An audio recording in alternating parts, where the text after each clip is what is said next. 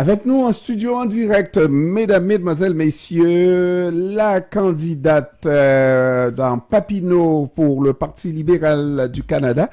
Il s'agit de Marjorie Michel. Elle est là avec nous en studio.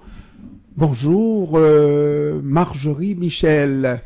Bonjour Jean-Ernest. Est-ce qu'on va vous voyez faire semblant de ne pas se connaître? Ça fait tellement longtemps qu'on se connaît, mesdames, mesdemoiselles, messieurs, il sera difficile pour moi de faire semblant. Alors, Marjorie, comment vas-tu? Je vais bien, merci. Écoute, je suis en train de débuter une nouvelle aventure. Une nouvelle aventure comme tu vois. Mais est-ce que tu te considérais, depuis le temps qu'on se connaît, où tu étais secrétaire, hein? Attaché politique de Monsieur Dubourg, Monsieur Dubourg qui était alors député d'Anvio, hein? Est-ce que tu pensais déjà faire le saut? Jamais. Non? Jamais. Je le dirais même il y a un mois. Jamais.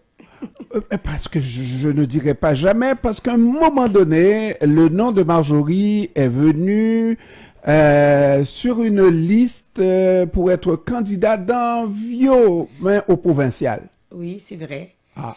Mais oui, mais c'est pas comme si moi je voulais absolument me présenter. C'est des gens qui voulaient que je me présente à l'époque d'Anvio, et puis bon, ça s'est pas donné. C'est Franz qui a représenté Vio. Moi déjà à l'époque j'étais à Ottawa, donc c'est quand David Hurtel est parti, et puis donc la communauté voulait avoir un représentant. Et puis voilà, Franz a eu le comté, et moi j'ai continué à travailler à Ottawa. Et le travail a changé, mesdames, messieurs, de fonctionnaire, je dirais, au gouvernement fédéral. Elle est devenue l'une des fonctionnaires les plus proches du Premier ministre du Canada. Non, Jeannette, je dois te corriger. Oui. Je n'ai jamais été fonctionnaire. Il faut vraiment que la communauté fasse une grosse différence. OK. Entre un fonctionnaire fédéral ou provincial et un employé politique. Un employé politique. Moi, je fais partie de la machine politique. J'ai une couleur, je suis libérale, donc je travaille dans des cabinets des ministres et cabinets de premiers ministres. Mais je ne suis pas de la fonction publique. Je ne suis pas sous-ministre ou sous-ministre adjoint ou directeur général de la fonction publique. De la fonction publique. Oui. C'est vraiment extrêmement important avec une couleur et je comprends ça. Il n'y a pas affaire à tergiverser entre bleu et rouge. Là. Non, non, elle mais est rouge attention. foncé, Non, hein? oui, mais quand tu gagnes le gouvernement et que tu es un employé politique, tu es là pour servir tout le monde. Ouais. Donc, le gouvernement a gagné, le gouvernement libéral. Moi, je suis libéral, je suis au gouvernement. Par contre, tout ce qui vient me trouver peut venir de n'importe quel citoyen ou organisation à travers le Canada. Est-ce que c'est... Parce que moi, toute cette entourloupette là, c'est pour arriver à savoir, mais quand est-ce qu'elle a pris le goût à faire de la politique? Est-ce que c'est au cabinet de Justin Trudeau? Ou un peu à faire de la politique, ben, politique active, là, pour devenir député. Parce qu'elle était très proche aussi de l'autre député, mesdames, messieurs, qui vient de laisser la politique, n'est-ce pas? Et elle prend la relève. Ben, écoute, non, j'ai pas eu cette idée, je vais dire honnêtement. J'ai travaillé jusqu'au mois de novembre. J'étais la chef de cabinet adjointe de M. Trudeau. Et au mois de novembre, M. Trudeau m'a envoyé au parti. Je suis devenue la directrice adjointe de la campagne nationale pour le parti. Donc, je m'occupais de toutes les provinces. Donc, je m'occupais à chercher des candidats partout au pays. C'était ma job principale. Puis, commencer à préparer les équipes sur le terrain pour la prochaine campagne. Pendant que j'étais au parti, M. Trudeau a démissionné. Ouais. Et donc, moi, j'étais au parti pendant toute la période du leadership. Donc, j'étais là, dans ce leadership, et j'ai continué au parti. Et M. Trudeau, ben, c'est lui qui m'a appelé et qui m'a demandé de venir de Papineau. Je n'avais pas ça vraiment dans mes cartes. Évidemment, j'ai commencé par dire non, pas sûr. Et bon, Il a insisté, il m'a donné beaucoup d'arguments, je lui ai dit je vais réfléchir et après, bon, évidemment, Monsieur Carnet était déjà devenu chef quand Monsieur Trudeau me l'a demandé, donc Monsieur Carnet aussi et son équipe m'ont demandé, ils étaient très heureux que je me présente dans Papineau. Donc c'est comme ça que ça a été tellement vite. Alors moi, je dois compatir à la souffrance de celui qui croyait prendre sa retraite pour aller se la couler douce avec sa bien-aimée, mesdames, messieurs. Et puis on entend le jour d'après, je suis candidate. J'espère que tu as eu l'aval de notre ami Emmanuel. Pas l'aval, c'est sûr qu'il fait partie de la décision, mais pas l'aval quand même. Mais non, mais c'est évident que Trop indépendante. Non, non, pas du tout, Ah. pas du tout. Mais c'est sûr que c'était une grosse décision qui Ouais. implique la famille. D'abord Emmanuel, puisque bon, j'ai pas d'enfant petit, mais donc je n'ai pas quand le premier ministre, enfin Monsieur Trudeau me l'a offert. La première personne et la seule personne à qui j'en ai parlé, c'était avec lui.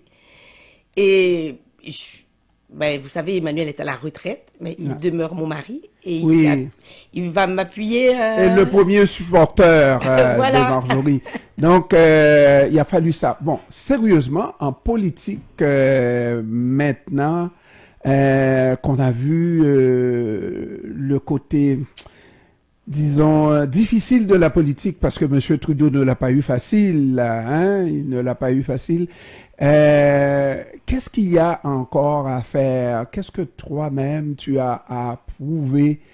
Qu'est-ce qu'on doit gagner encore dans ce comté de Papineau? Qu'est-ce qu'on peut promettre aux gens de Papineau? Les gens de Papineau, c'est d'abord et avant tout... Non, je change. Je change ma phrase. C'est pas d'abord et avant tout, mais il y a beaucoup de personnes de cette communauté haïtienne et qui attendent beaucoup d'une candidature haïtienne. Bon, c'est sûr qu'il y a c'est sûr que être un élu de la communauté haïtienne, souvent c'est beaucoup de fierté pour la communauté, mais c'est aussi beaucoup d'attentes. Bon, moi, je viens pas augmenter les attentes. Je suis dans la machine fédérale, comme vous savez, depuis 2016. J'ai occupé toutes sortes de postes dans des cabinets de ministres et au bureau du Premier ministre.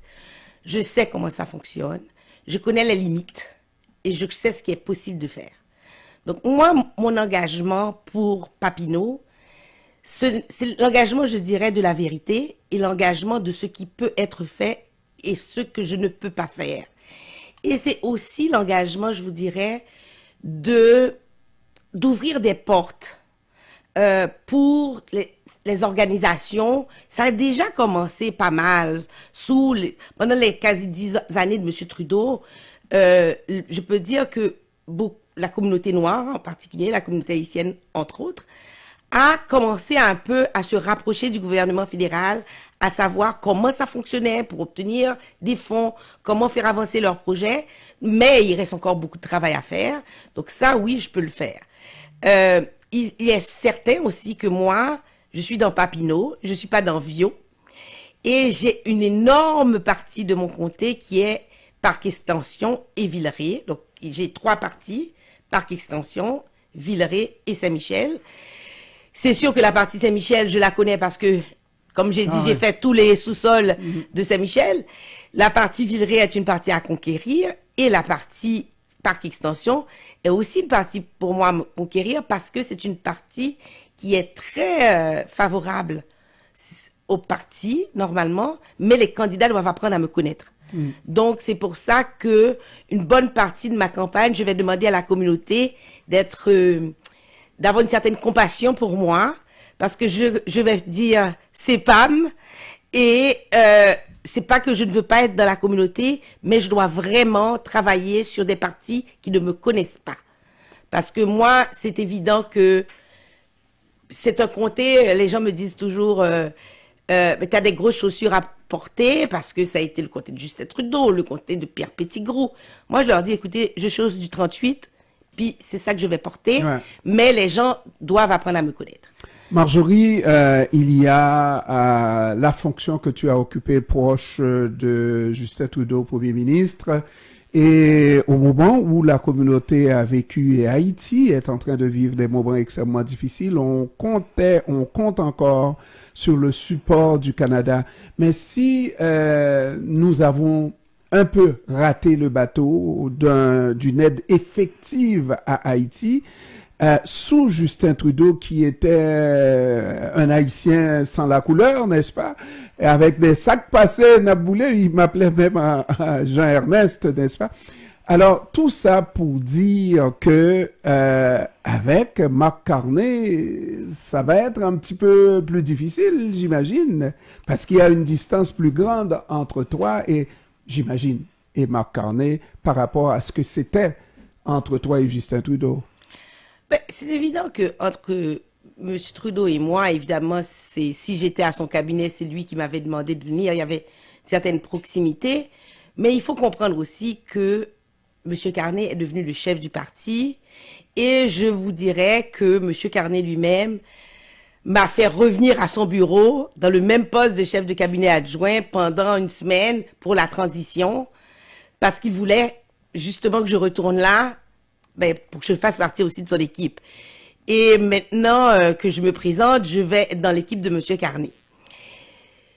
C'est évident que M. Trudeau avait une proximité affective envers la communauté haïtienne, mais le contexte global, international, comme vous l'avez vu, n'a pas rendu les actions du Canada, n'a pas donné les résultats escomptés par la communauté et par Haïti. Je crois qu'il y avait beaucoup d'attentes. Je dois vous dire par contre que moi, j'étais de ceux qui, et je vais l'assumer, j'avais toujours, parce que, comprenez que je suis une Canadienne qui conseille un premier ministre canadien, mais j'ai aussi un cœur haïtien. Et voyant, parce que là, d'où je suis assise, je sais la complexité des choses, et je savais que ça allait être très difficile d'avoir des résultats concrets, parce que ça ne dépend pas seulement de nous. Nous faisons partie de groupes, il faut avoir l'assentiment des autres, et aussi, on peut avoir beaucoup de volonté, nous le Canada, mais nous sommes un grand et petit pays, et notre force de frappe pour prendre ce genre de décision est plus compliquée. C'est pas, et je voudrais juste que la communauté comprenne, vous savez, quand vous faites de la politique, et que vous prenez des décisions, et que vous voulez faire des choses, c'est parfois très souffrant. Et je crois que ça a été très souffrant pour M. Trudeau et pour Mélanie Joly, de n'avoir pas pu régler la question haïtienne. Et c'est pas par manque de volonté, mais à cause du contexte global. Maintenant, c'est évident, je ne pense pas que M. Carney n'aura pas d'intérêt là-dessus. Mais actuellement, comme vous voyez bien, nous devons d'abord protéger le Canada. Et tant que nous, on n'est pas solide, on ne peut pas penser aider les autres. Et c'est le cas à travers la planète. Donc, c'est ça qui rend la situation d'Haïti compliquée. Et c'est pas juste Haïti, il y a d'autres pays qui sont dans la même situation. Et donc, mais toi, avec le cœur haïtien, là, bien à sa place, à la bonne place à gauche, mesdames, messieurs, quand toi, tu as vu ces difficultés-là, comment tu les as vécues, en sachant très bien que on a vu des histoires passer dans des articles en disant « Elle est là, la méchante, elle ne fait rien, etc. » Bon, c'est jamais comme ça, là, mais à peu près, n'est-ce pas? On a tendance à exagérer. Comment tu as vécu ça?